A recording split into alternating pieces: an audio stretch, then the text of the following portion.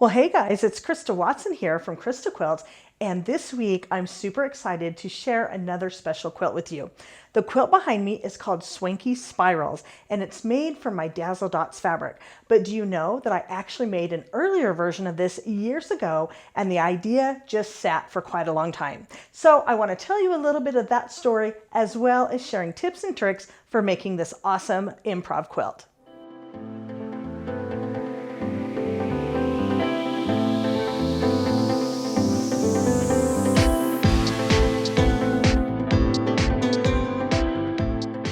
Okay, so first of all, before we get into it, I'm going to go in depth and show you some of the very intricate machine quilting that I did on this quilt. This is what I call custom quilting, where I do different quilting in each and every block of the quilt. I do this for very special quilts, or sometimes I just want to play around.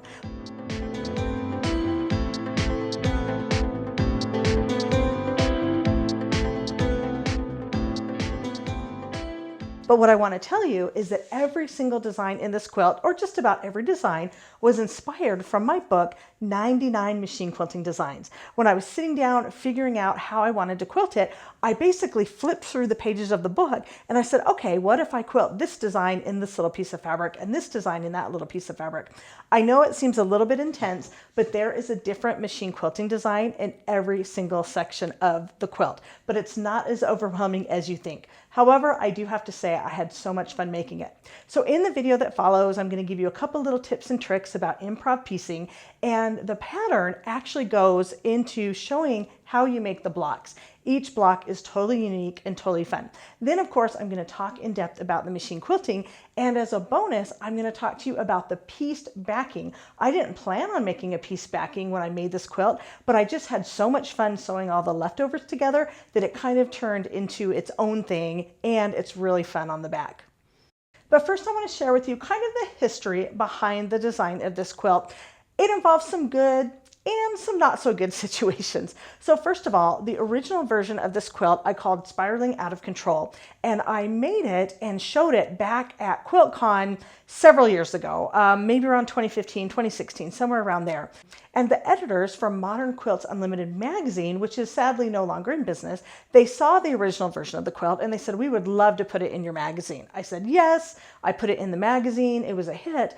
But I never re-released the pattern on my own. It kind of just sat for a while, for years and years.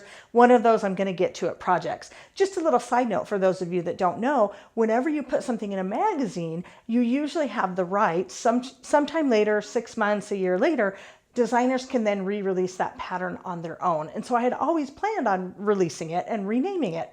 And so I tried different colorways. Just about every single fabric design that I have designed, I tried to do this quilt with it, but honestly, I ran out of time. I had a lot of fun playing, but it didn't come to fruition until I was ready to release my Dazzle Dots collection. Now, there's a little bit of a story to this, but you know what I did? I took lemons and I turned them into lemonade. So as I had this on the back burner, this design that I wanted to make, one of my fans that followed me on social media, they said, hey, did you share your version of the original quilt with some event? I'm not going to call it out by name, but there was an event out there. And I said, no. And they said, oh, well, they have pictures of your quilt at the event promoting the event. And I'm like, oh, really? They didn't ask my permission. And so basically what happened is that this event found the picture on the internet, had hired somebody to make a promotional banner for them. I don't know what exactly happened. They didn't vet the person, and the person used my image without permission. Now, there's a little blood, sweat, and tears to kind of deal with it, mostly tears, but I was able to talk with them. We were able to find out what happened. It was all very courteous, and they did finally pay me for the fact that they had used my design. Now, just so you know, if they would have asked me in the beginning to use my design, I would have been thrilled, and I probably would have let them done it for free. But you know, when somebody kind of borrows your stuff without permission, it can be kind of a blow to the ego there. And so mostly I just wanted them to understand that they knew it was, not a cool kosher thing to do. And you always need to ask for someone, you always need to give proper attribution. So this isn't going to go into a big old lecture on that, but I do want to give you the story of that did happen at the time. I talked about it on social media. I had a lot of help. I had a lot of support. People helped me solve the problem. So yes, the problem is solved. It did happen, but it was an impetus to get this design out there so that people would know it's my design, so something like that wouldn't happen in the future. So anyway, long story short, or long story long, I was able to remake another version of this design using my Dazzle Dots fabric, release it as a pattern, and now it's out there in the world. So after that long song and dance explanation, let's take a look at the making of this quilt, and hopefully you'll want to make one too. So follow the pattern instructions to make the blocks. It's regular piecing, but the way you arrange the blocks and trim them down, every single block is unique. I'm using my design wall to lay out all of the blocks, and then I can spend a little time rearranging them. Now, there are several different ways that you can lay out the blocks. You can rotate each block into a different position, and that's going to create a slightly different design. Half the fun is figuring out what it's going to look like. So if you don't have a design wall, you can lay them out on the floor or a bed, and then take a picture with your phone so that you can remember which layout that you chose.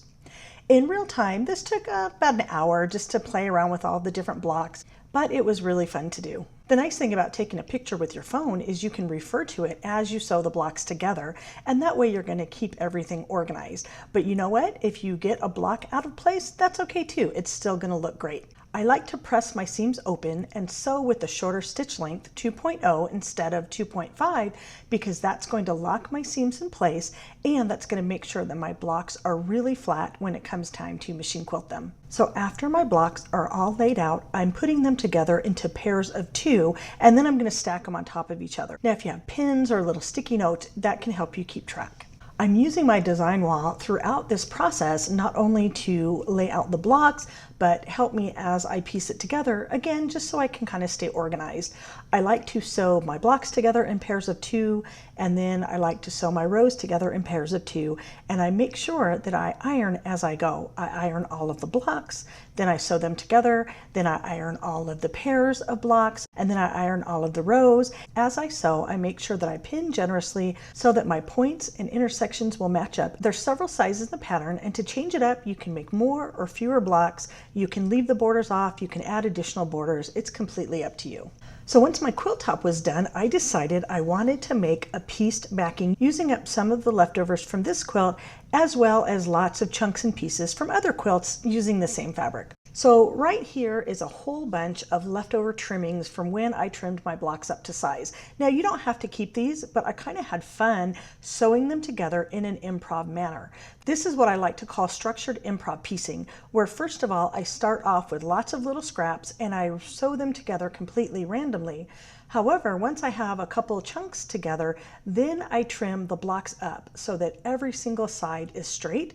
That way it's easier to put them together, and I can trim them and I can make them match up. Then for this particular quilt, I don't necessarily have a pattern. I just added all of the big chunks together until I got this kind of fun piece of improv patchwork. I laid that out on the design wall, and I began building a quilt back that was going to be larger than my quilt top. Again, using big strips of fabric, chunks of other things, lots of leftovers, and whenever I make a pieced back, it's really a one-of-a-kind thing. Once my quilt top and backing are finished, it's time to measure out my batting. I'm using Hobbs Tuscany Cotton and Wool Blend. It's my favorite batting, and it really bastes easily and it looks great when I quilt. So here's my speedy basting process. I use 505 basting spray, and I spray the back side of the quilt top and the quilt backing separately outside. Then I'm using my design wall again to assemble all 3 layers. I can do up to a queen size on my design wall. So I spread out the backing and I smooth it all out. Then I take that big chunk of batting and I smooth it all out using a long acrylic ruler. I'm not worried if there's a little bit of wrinkles because I can get that out later with the iron, but smoothing all 3 layers as I go is really good. I smooth it out with my hands and then I smooth it out with a long ruler. The most important thing is to make sure that I have a couple inches of batting and backing sticking out along all 4 sides of the quilt. Once everything is nice and smooth, then I'm going to trim off the edges, and I'm only going to leave about 1 inch or 2 sticking out so that the fabric doesn't tuck under itself while quilting. I'm using my batting shears to trim off that extra. The last step that I do is I take the whole basted quilt over to the ironing board and I press it from both sides with a hot, dry iron. I have a big board on top of my ironing board that gives me extra room, and this basically allows me to iron the quilt top one last time so that there are no wrinkles on either side. The heat from the iron also helps set the glue, and the pressure that I'm putting on the quilt sandwich kind of mushes all the fibers together. When the quilt is nice and flat, it makes machine quilting a breeze. So for this quilt, I went a little crazy and I quilted a different design in each area using a blending thread. Now while I'm stitching, I'll kind of tell you a little bit about my setup and a couple extra tips. This quilt is completely free motion quilted from edge to edge, but I'm quilting it one block at a time. Because I'm using the same thread, it's very easy to switch designs and work on each part of the block as I go. I'm wearing quilting gloves, which allow me to grip the quilt. This makes it easier to push the quilt under the machine. I'm using my Bernina 770 QE. The feed dogs are dropped and I'm not using a stitch regulator. So depending on how fast or slow I'm moving the quilt relative to the speed of my machine, that's what's going to give me a nice stitch. But you know what? This does take a lot of practice, but I'm not worried at all about what my stitches look like. I'm more about playing and exploring. So I'm quilting a bunch of different designs that you can find in my machine quilting books. And basically what I did is I just made a list for myself and I just went through the book and I quilted these designs randomly. I came up with different variations. And one tip I want to share with you is that as I quilt each little section, to get to the next section, I will stitch in the ditch using my free motion foot, so that kind of anchors and secures each section as I go. I'm not really thinking too much about which design I'm doing, but I'm just making sure to fill in all the areas. Right now I'm stitching in real time so that you can actually see what this looks like. And even though this is a very large quilt, I'm only focusing on the area in between my hands. I will stop and reposition my hands often as much as needed so that I can make sure that I have a comfortable position and I can rotate the quilt as I go. So this particular design that I'm stitching right now is not in any of my books, but it's a fun new design that I just came up with that I'm calling zippers. Now it's very irregular and very fun, and it's just a bunch of rectangles of varying lengths and widths. The plan is I'm going to stitch part of it on half of this little area, then I'm going to come back and I'm going to stitch the other half, kind of making them line up. Maybe they look like buildings or skyscrapers or something like that. But this is a particular design that I've wanted to try for a while, and it never made it into any of my books, and this is the first time I'm actually quilting it on a real quilt. So that brings me to my next tip. Just dive in and give it a try and try out different designs. One thing that you can do to make it easier is that you can draw out your designs on paper first before you stitch it on your quilt. Then I recommend stitching it on a practice sample so that you can see how the design is going to ebb and flow, and then finally quilting it on your quilt. Now, when I'm drawing out my designs on paper and when I'm quilting on a practice sample, I'm not stitching the exact same thing that I'm going to stitch on my quilt. I call it an approximation, meaning it's just giving me the idea of what I'm going to stitch, but it's not actually the exact replica of what I'm going to stitch. I don't worry about having the same number of stitches, the same number of motifs or design areas. I just have fun with it. But this practice, drawing it out and then practicing on a sample, is really going to help you get comfortable with the design.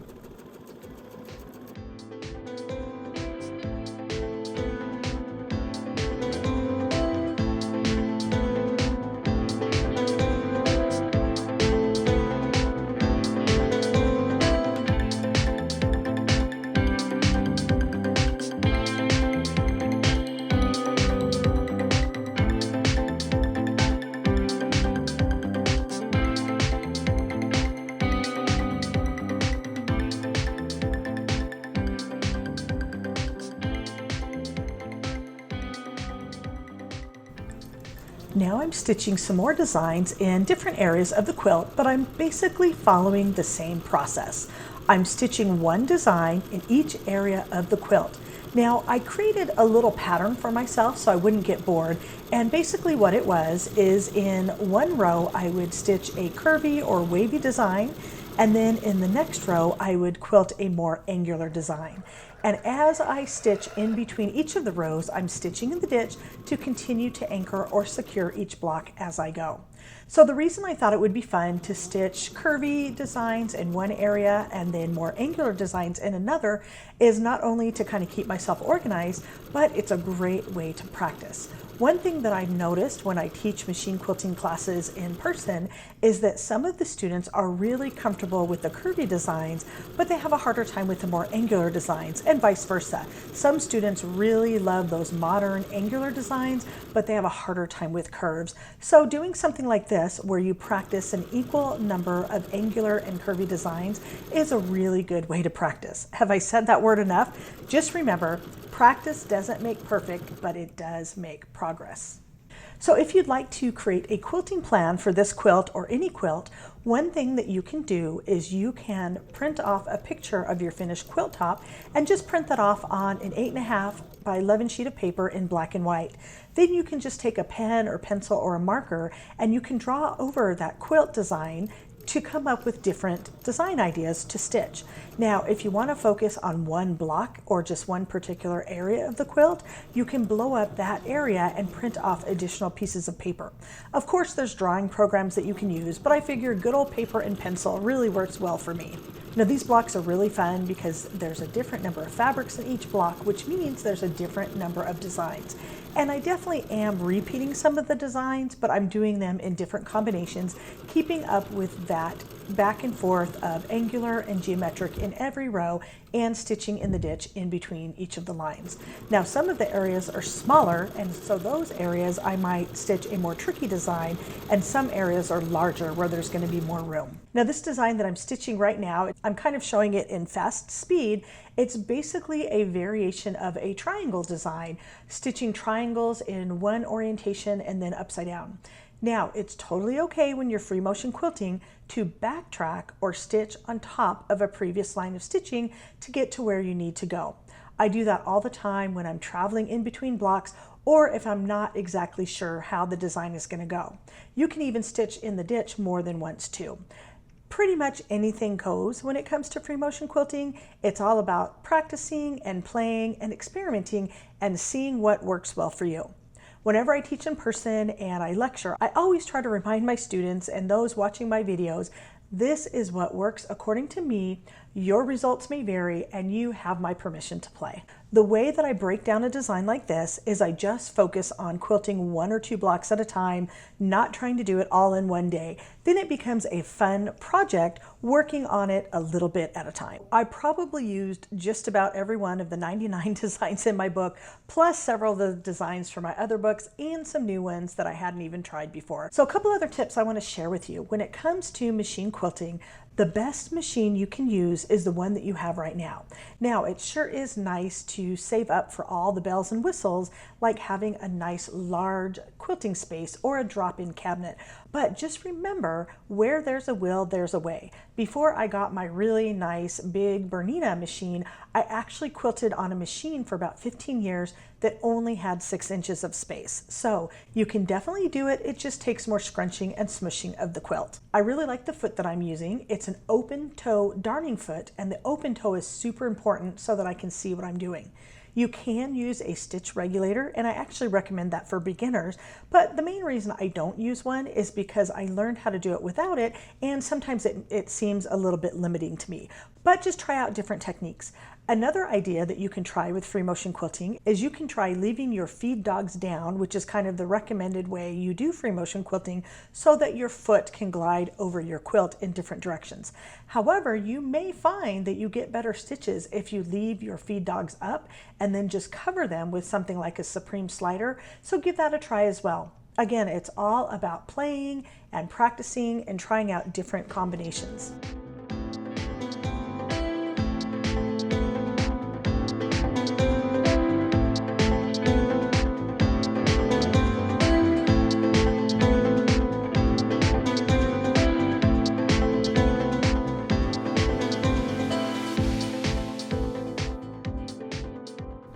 And now you can see some detail of a few more of the designs, but you know what? They all look great together. I had fun making this quilt, and I didn't get overwhelmed. Once I finished quilting the inside of the quilt, it was time to do the borders. Now, not very many of my quilts have borders, and when they do, a lot of times I just treat the border as part of the quilt itself. But for this particular quilt, I wanted to treat the border separately and do a separate design. So I chose to do a wavy line chevron design. This is one of my go-to border designs because it's fast, it's easy, it's fun, and it's very forgiving. So basically what I'm doing is I'm stitching a series of V shapes or chevron shapes, and you can absolutely do this with straight lines, but it's easier and faster to quilt it with wavy lines using my free motion foot. Speaking of which, you can actually do this with a walking foot also, just depending on which you feel more comfortable with. The free motion is going to let you stitch in every direction. So basically, I'm stitching some wavy diagonal lines back and forth, forming these V or chevron shapes. Now, here's a tip. When you are quilting lines like this, you need to quilt an odd number of lines, like 3 or 5 or 7, to continue stitching in the way that you started. So think about it this way. You want to go left, and then right, and then left again, and that'll keep you going in the same direction. Now, when I get to the corners, I kind of stitch off the edge, and then I'm going to rotate the quilt and continue the pattern going along the other border. Now, what I'm not doing is I'm not worrying about if the lines are perfectly evenly spaced, and I'm not trying to make sure that there's the same number of chevrons quilted in each side of the border. Now, when you're stitching a border design like this, it's kind of nice that I can stitch off the edges, because then if I run out of bobbin thread, I don't have to worry about tying off. However, here is another thing you want to keep in mind. Because I'm stitching this design all the way to the edges, some of that design is going to get covered by the binding. That's not going to bother me at all because it's going to work with this whimsical kind of look. However, if you don't want the lines covered up by the binding, you can mark a 1/4 inch guideline around the edge of your quilt, and you can start stitching at that point and then keep on going. I sure did enjoy piecing and quilting this quilt, and I especially love how all of that quilting texture shows up on the pieced backing. I love to do an epic quilt drop outside and cuddle up with this quilt when it's all done. And you know what? If you like the backing just as much as the front, that's perfectly fine too. I loved making this quilt.